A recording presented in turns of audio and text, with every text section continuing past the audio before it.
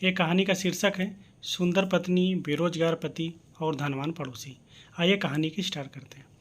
यह कहानी एक पीड़ित पति राजू, सुंदर पत्नी रूपा, धनवान पड़ोसी रोशन और 9 वर्ष की बेटी दीपा की कहानी है। सभी नाम एक काल्पनिक हैं। राजू और रूपा का परिवार शहर में रहता था। रूपा संपन्न परिवार में पैदा हुई थी, जबकि राजू गरीब परिवार में। राजू उच्च जाति में पैदा हुआ था, जबकि रूपा पिछड़ी जाति में। पढ़ाई के सिलसिले में दोनों एक दूसरे के नज़दीक आए। रूपा बहुत ही खूबसूरत थी। उसकी सुंदरता के कारण ही राजू रूपा के करीब आया था। दोनों एक दूसरे की ओर आकर्षित हुए और अंततः शादी करने का फैसला ले लिया। दोनों के माता पिता शादी के लिए सहमत नहीं थे, परंतु दोनों अपने शहर से हजारों किलोमीटर दूर भागकर शादी कर लिया और वहीं एक कमरा लेकर रहने लगे। पत्नी काफ़ी सुंदर थी और पति बेरोजगार था। दोनों की उम्र भी कम थी, तो बेरोजगार पति रोजगार की तलाश में था।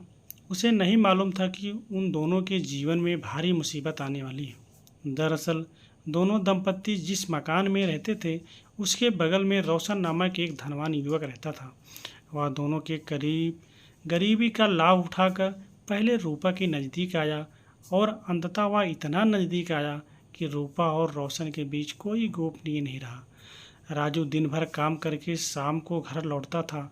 उसे रूपा और रोशन के संबंधों की कोई जानकारी नहीं थी। इसी बीच रूपा एक बच्ची दीपा की मां बनी। एक दिन अचानक रूपा राजू से कहती है, रूपा क्या कहती है कि मैं अब तक इस तरह की ज़िंदगी जीती रहूँगी। राजू ने बोला, जब तक भगवान की इच्छा होगी। रूपा ने कहा, मुझे तेरे साथ नहीं रहना है अब। राजू ने कहा, क्यों, मायके जाना चाहती हो? हम दोनों के परिवार वाले तो कब का संबंध तोड़ चुके हैं। रूपा कहती है, नहीं, मैं मायके नहीं जाऊंगी। तो राजू सोच में पड़ जाता है। तब बोलता है, कहाँ जाओगी रूपा? रूपा कहती है, आपको क्या मतलब है? राजू ने कहा, अरे तुम मेरी पत्नी हो, मतलब मुझे नहीं रहेगा तो किसको रहेगा? तो रूपा ने बोला, मुझे हर परिस्थिति में तलाक चाहिए। राजू, अरे यह क्या बोल रही हो? रूपा कहती है, नहीं, मुझे तलाक चाहिए। रूपा अपने और रोशन के बीच के संबंधों के बारे में सब कुछ राजू को बता देती है। राजू मन मार कर तैयार हो जाता है। दोनों वकील के पास जाते हैं और सहमति से तलाक की अर्जी डालते हैं। कुछ दिनों बाद तलाक मिल जाता है। तलाक के तुरंत बाद रूपा रोशन से शादी कर लेती है और अपने घर से निकलकर अपनी 1 साल की बेटी के साथ रोशन के घर चली जाती है। रूपा की गरीबी अब दूर हो चुकी है।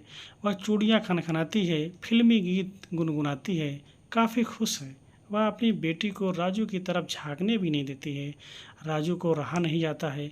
वह एक दिन रूपा के पास जाता है और रूपा से कहता है, रूपा देखकर कहती है, क्या बात है राजू?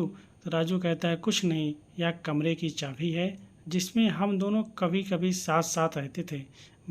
मैंने मकान मालिक को महीने भर का किराया दे दिया है। ऐसे तो तुम धनवान पत्नी की व्यक्ति की पत्नी हो गई हो, परंतु फिर भी मेरे कमरा में यदि दीपा के काम की कोई चीज़ हो तो निकाल लेना। मैं अब दूसरे शहर में जा रहा हूँ।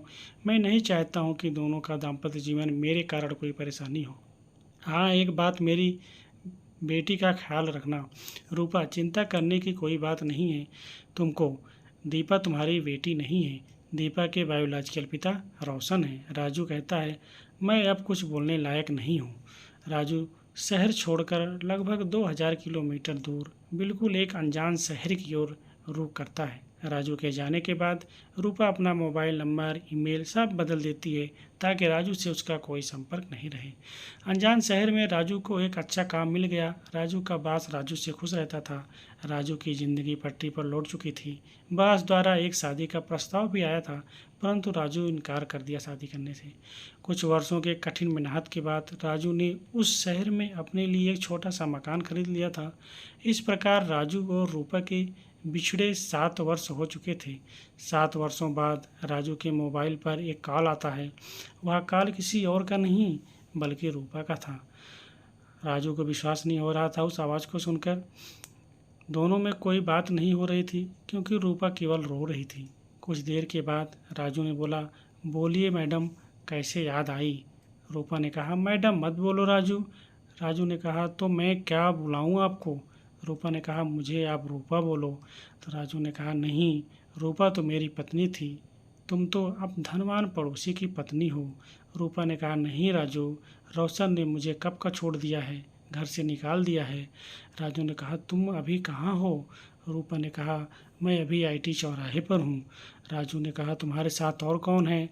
तो रूपा ने कहा मैं हूँ और बेटी दीपा। राजू ने कहा तुम दोनों एयरपोर्ट पर पहुँचो, मैं दोनों का टिकट तुम्हारे मोबाइल पर भेज रहा हूँ। राजू और रूपा के शहर के बीच की दूरी 2000 किलोमीटर है। रूपा एयरपोर्ट पर पहुंचती है, जहां से उसके लिए राजू के शहर के लिए फ़्लाइट पकड़ती है। राजू पहले से एयरपोर्ट पर पहुंच जाता है और उसका वेट कर रहा होता है। दोनों एयरपोर्ट पर पहुंचते हैं, गले मिलते हैं, दोनों जी भर कर रोते हैं। फिर वह कानूनी सलाह के लिए वकील के पास जाते हैं। राजू और रूपा हम दोनों पुनः शादी करना चाहते हैं। वकील कहता है जब तक रोशन और रूपा का तलाक नहीं हो जाता तब तक आप दोनों की शादी नहीं हो सकती। रूपा रोशन से सहमति से तलाक का निवेदन करती है, परंतु रोशन न तो तलाक देने को तैयार हुआ और न ही रूपा को अपने साथ रखने को। रूपा को तलाक की अर्जी न्यायालय में प्रस्तुत करना पड़ा, जो अभी भी न्यायालय में लंबित है।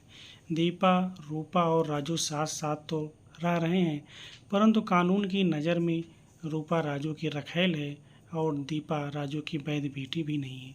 अपने ही गलत निर्णय के कारण आज रूपा पत्नी से रखैल हो गई है। हम आशा करते हैं दोस्तों ये कहानी आपको पसंद आई होगी। यदि कहानी आपको पसंद आई है तो आप मेरी वीडियो को लाइक कर सकते हैं और चैनल को सब्सक्राइब कर सकते हैं, ज़्यादा से ज़्यादा शेयर कर सकते हैं। थैंक यू दोस्तों, थैंक्स फॉर वॉचिंग।